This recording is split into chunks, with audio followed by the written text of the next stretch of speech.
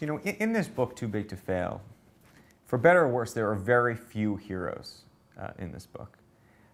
There are a number of villains, and there are a number of losers, and probably a couple of winners. And I don't know how heroic they are, but they've won. One of the big winners in this whole thing has been Jamie Dimon, who's the CEO of JP Morgan. It's probably the firm that's come the farthest, the fastest. And the reason he was a winner is that he was one of the few people on the street who saw the subprime debacle coming, got them out of that business early, and then also was positioned so that he had probably the best, almost perfect information about what was going to come next. He was the clearing bank for Lehman Brothers and Merrill Lynch, which meant he actually got to see the data. He knew when they were getting in trouble. Literally the week before Lehman Brothers is going under, he's calling them up saying, you got to send me more collateral because you may get in trouble. And by the way, on the Lehman side, they would tell you that he actually was putting them out of business by doing that. He was the advisor to AIG, so he could see that coming. So he had a lot of good things lined up for him, and now, post-crisis, is probably the biggest winner in that his firm is one of the strongest on the street in an environment where so many others have been weakened.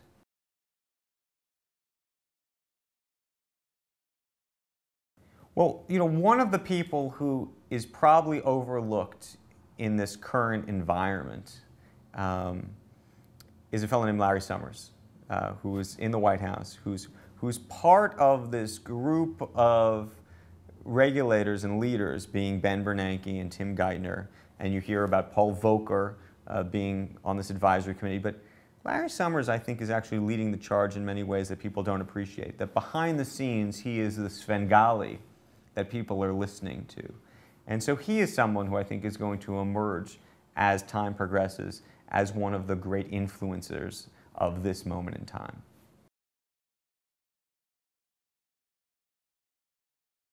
So in the world of mergers and acquisitions, it has been very sparse. For someone who writes about deals, there is a lot less to write about these days. And that's in part because the confidence isn't there. There's not that confidence in the boardroom, in the corner office, to go make that acquisition because people are worried about their own businesses and their own futures and what's going to happen to their own companies.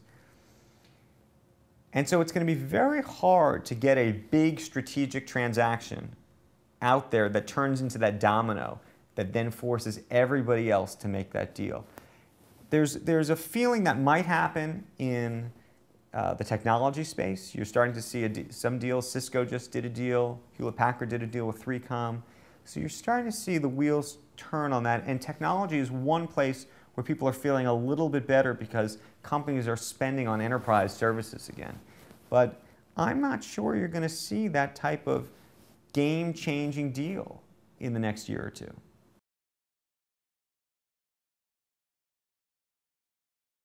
I think at the end of the day, to the extent that DealBook has been successful at all, it is solely a function of myself and the reporters and everybody who works on the team, and it is a team, keeping the ear to the ground, working their sources.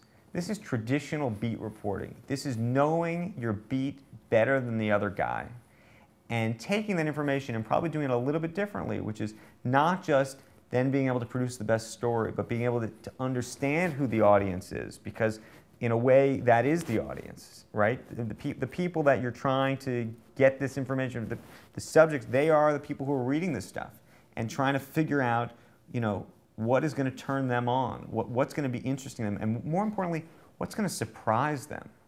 And I think it requires you to be that much more sophisticated about the coverage, because if it doesn't appeal to those folks, then you're out of luck.